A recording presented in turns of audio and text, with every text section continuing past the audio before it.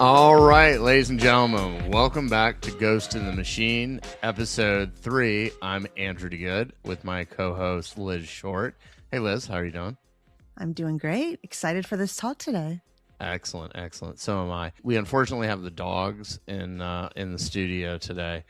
So if the light shifts or you hear noises, I don't know what to tell you. Zoe doesn't want to go away. I just thought it was the ghost in the machine. If you saw that. It's the ghost in Zoe. All right. So the purpose of today is I am going to convince Liz how great AI is. And all the good things, we're all the get amazing her things. Maybe more into, the optimist belief. So, I think we can jump in and get started. Liz, do we want to look at things that are like close to touching humans, or things that are more like beneficial for the world in general? What do you think is the most beneficial and the best part of AI? I'm okay with any of it. I guess we can just jump around all over. Let's just do it. So I think, for me, the first area and probably the one that I think about the most is biotech or just medical in general, right? We are already seeing leaps and bounds in terms of the improvements, even in the processes today with like protein folding from Google DeepMind and things of that nature. But I think over the course of the next 10 years, and I'm really thinking of this in terms of 10 years. I know it'll come as no surprise. Claude and I already had a conversation about this. We were breaking down like the rate of improvements, particularly with AI and quantum computing, which at some point in time we probably need to get somebody in here from like Purdue University or something to talk about quantum computing, because that's another big part in what happens over the next 10 years. So I think we really get to a point, and most of my family's died young, and by young I mean like 70s, 60s sort of thing. Young. Yeah, for me, I'm probably most excited about what goes down in biotech. Most of my family had Alzheimer's or dementia, which is another one that, again, we're already starting to see pretty vast improvements when it comes to that. So I believe inside of the next 10 years, we will, and I know this is going to sound crazy. People will say this is a reach. I love it. Let's start these predictions that we can then go back. Y'all can call me in 10 years if I'm around. We're still going to be doing this podcast in 10 years, DeGood. Come on. If Terminator hadn't gotten us by then. But I believe that, there's this threshold they talk about in the biotech space, which is 1 year and 1 day. And basically what that is to say is that every year we improve the mortality age by more than a year. So a year and 1 day. So the theory being is that if you're 50 and we continue to raise the mortality more than a year every year, you will never die. That is effectively where we go with that from a theoretical standpoint. And this is the good thing that you're convincing me of right now? I have learned over the years that I am a bit of an odd duck. Most people are like, I don't want to live forever. I mean, I feel like most people are like, I don't even want to make it to 100. I could go a couple hundred years, I'm sure, but like forever seems exhausting. I don't know. It's a big universe, man. There's a lot to come. Yeah, not if the computers are doing everything in the future and we're not allowed to do anything. Remember, I'm a Star Trek. I'm a Star Trek. You're a Star Wars. So I see the world in a much more optimistic light. Fair. 1,000 years from now. So to me, it's like, man, I want to exist in the world where we figure out wormholes and we can go to all the other galaxies, and maybe we get out of the black hole that theoretically we might be inside. We can just go all sorts of places. But generally speaking, I would say medical stops. I think also the other thing that we need to think about, and we often talk about, the abundance or the benefit of abundance. The other thing that I hope for in that drug discovery process. Drug discovery is incredibly expensive. This is, it's a really nuanced conversation with the cost of pharmaceuticals.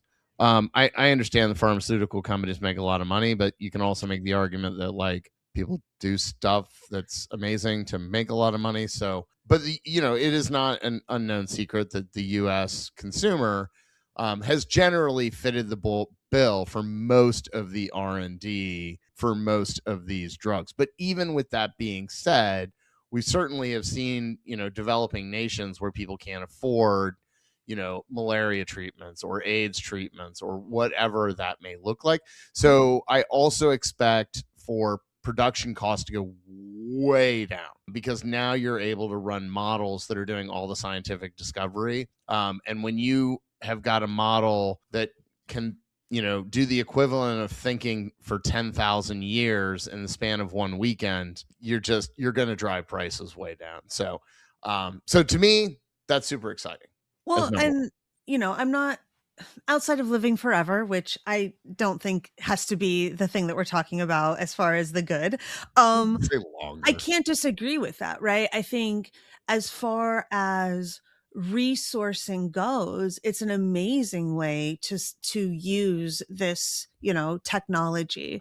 I think, especially when you come to think of more rare diseases or things that affect a smaller number of people that aren't able to have the research done on, it just expands our capacity, right? To do so much more in such a quicker time frame. And so, I mean, I'm right there with you. I think this is definitely, I have some caveats, but I'll save those for next week. A huge benefit to helping us continue to, solve the things that we don't understand yet about why we die, why we get sick, how to cure these things. Amazing. Yeah. No, 100%. Amazing. Number 2, energy. Okay. So energy is a huge problem. Mm-hmm. And I have always said this, which is when money creates problems, solutions appear quickly. So I'll give you an example. In 2000, I think it was 19, the state of California made the HOV lanes for electric cars only. And every single one of my friends in LA went out and bought a Tesla the next day. It was really genius, right? Because it was like literally like, we want people to buy electric cars. Well, it sucks to drive on the freeway in LA. If you get your own private lane for electric cars, amazing. Everybody will get electric cars. And I mean, I had friends that were like hardcore, like, I'll never get an electric car. I want my diesel Mercedes or whatever. Who were like, yep, I'm going. Like, CarMax was picking up their car in the driveway. Absolutely. So with that being said, we're already seeing this occur, right? So I saw this really cool thing this morning about these new data centers that are being placed in the ocean. And what the design is it's basically like a giant sphere on the top that is like bobbing above the water. Like literally it just looks like a gigantic bobber, those little things you connect on your fishing line. And then below it is this structure that's basically the size of Big Ben, the clock tower in London. And the water, the ocean seawater, is used to cool. So you have an abundant supply of seawater, obviously, that will cool everything. And apparently the bobbing up and down that occurs because of the waves creates the energy for the data system to process the data. And then it's connected to Starlink, which is how they get the data out of the data center and into the hands of users. So to me, it's like we're in inning 1 of AI, and like that's already coming. I think the other thing that is likely is we will finally, in the next 10 years, see fusion energy. This has been the great promise of the energy world because it is basically limitless. It has no carbon emissions. Energy would effectively become free over time. I mean, there's obviously some infrastructure costs and things of that nature. Sure. And, we'll still have some robber barons. We can talk about the robber barons next week. Oh, we will be.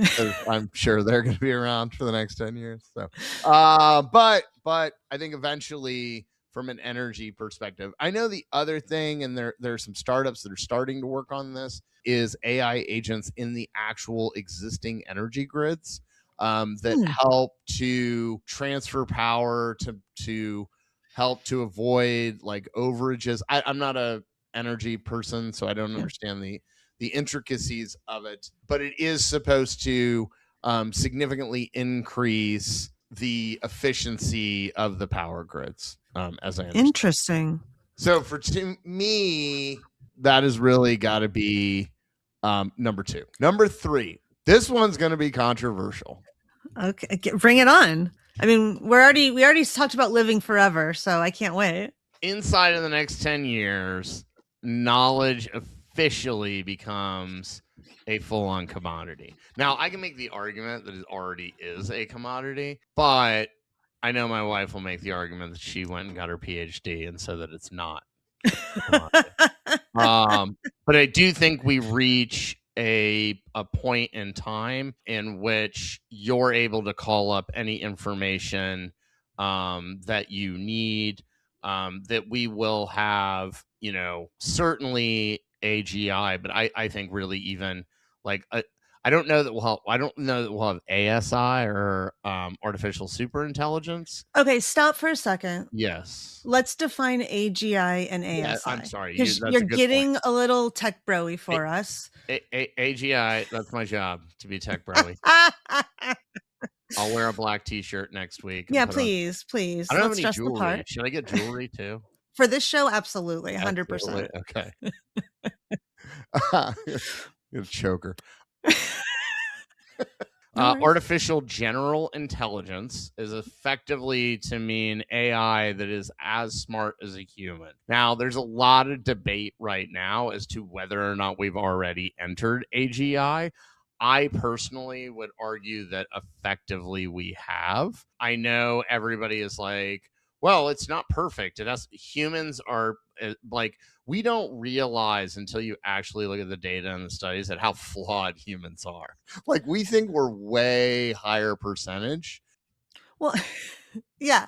So my question for you is like, okay, perhaps AGI, but like, we're not talking about the smartest people or maybe even the people you would hire at this point in time, in my opinion. I think what's missing right now is a lot of context, and I think that's starting to get built, and we'll see that in the next couple of years. So the example is a Claude code knows how to write code. It knows how to write code better than me. It doesn't necessarily understand the context of architecture, which is why you can't build like enterprise software in Claude code, right? Because again, it's missing some of that context, some of that deeper reasoning that comes with use of the tools over the years, right? So it's the whole like, we go to school, we learn something, we start working, we screw up, we get corrected, we screw up, we get corrected, until we eventually are doing the thing at the level that we should be, right? And I think we'll find that will largely be the case with AI, right? Is that we'll continue to refine these contexts, and we'll get agents that are, actual experts in doing those things. So AGI, we're effectively there, right? ASI is artificial superintelligence, and this is the point in which this is like the scary. This is where all the doomer stuff tends to come in. This is next week. Unless I think there can be a good argument made for ASI, but we won't go into it right now. But effectively, that just means AI that is significantly smarter than humans, right? And again, we've also like oddly sort of seen some components of this, because we have seen AIs that have created their own languages to communicate with one another. Which, if there's anything that freaks me out, it's that. By the way, I know. You're not wrong.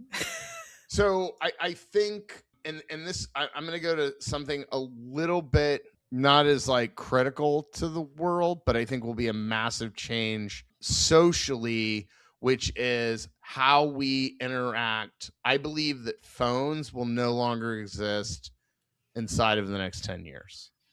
So, cherish your current iPhone because it could be the last one ever. And I know people are probably like, dude, you're crazy. We've been promised smart glasses for like 30 years. And it does feel that way. Because I think when Google Glasses came out, I had hair. So we have seen massive leaps in smart glasses, massive leaps from that perspective. Vibration, headphones are like a really common thing at this point in time. So you don't even really need earbuds. Technically, you can actually do the vibration across the back of the ear from a communication standpoint. You now will have a full AR visual heads up screen. So there's no longer a need to pick up my phone. When I'm talking to you, because I did this last night. I hadn't seen my wife. I've been at MBA secondary. Then my wife was working. I hadn't seen her. We're upstairs. We start chatting. And what does dumb Andrew do? He picks up his phone. There's an alert. Sure. What's happening?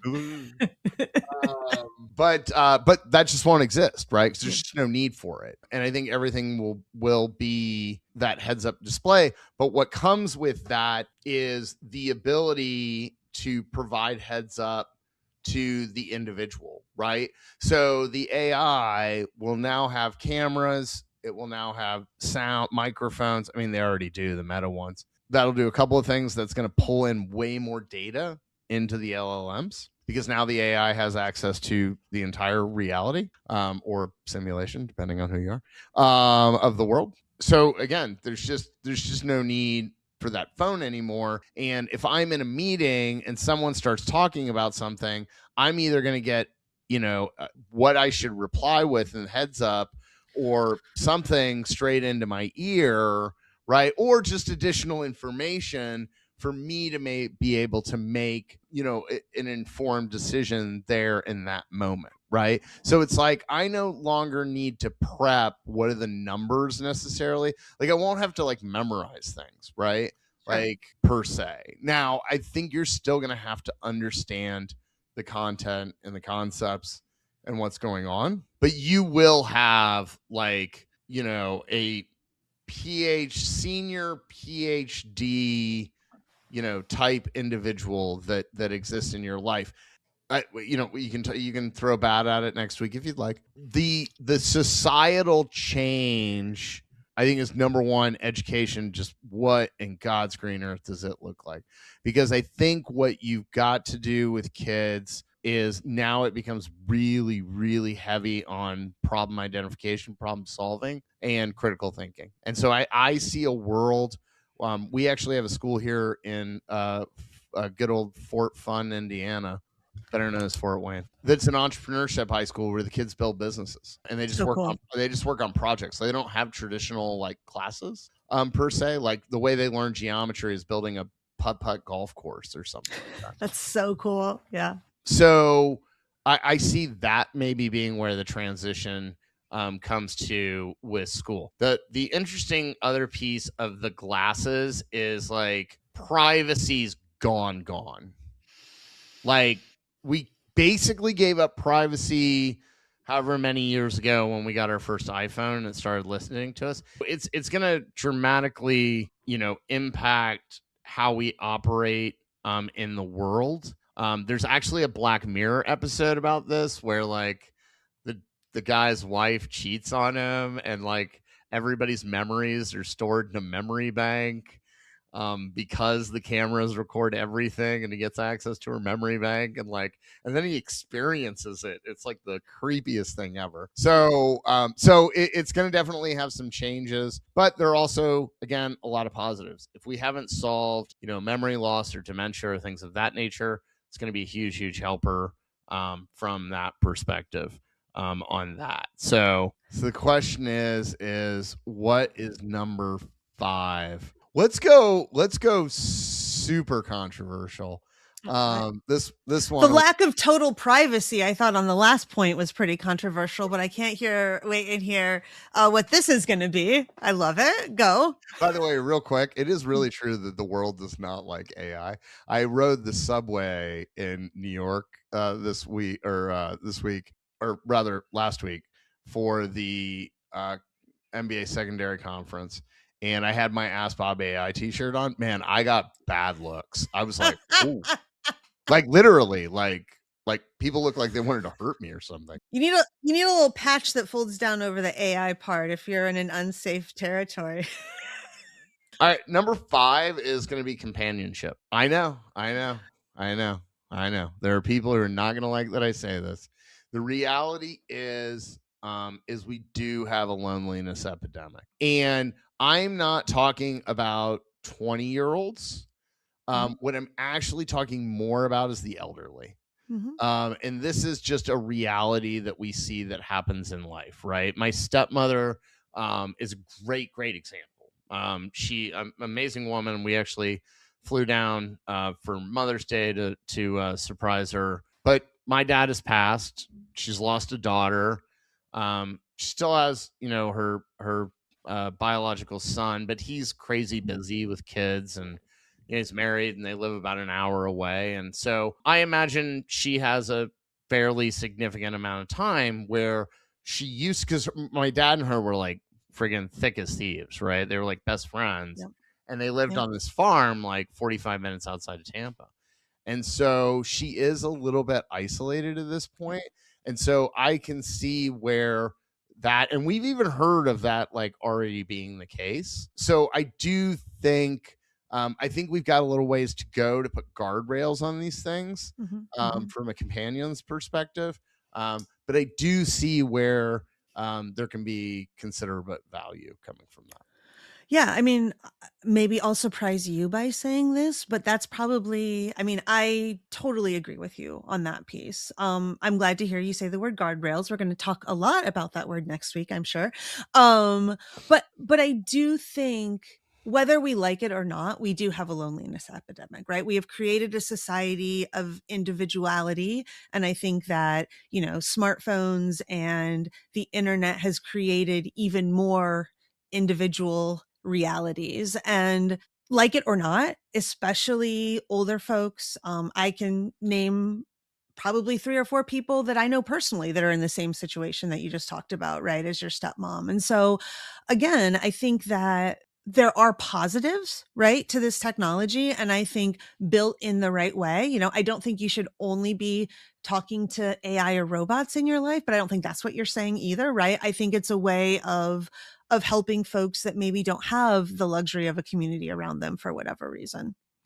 Yeah, I do think the thing that I'll sort of leave everybody on, or my final thought on this, which is the reason that I choose to take the optimistic route, or why I choose to go, as I always say, Team Star Trek.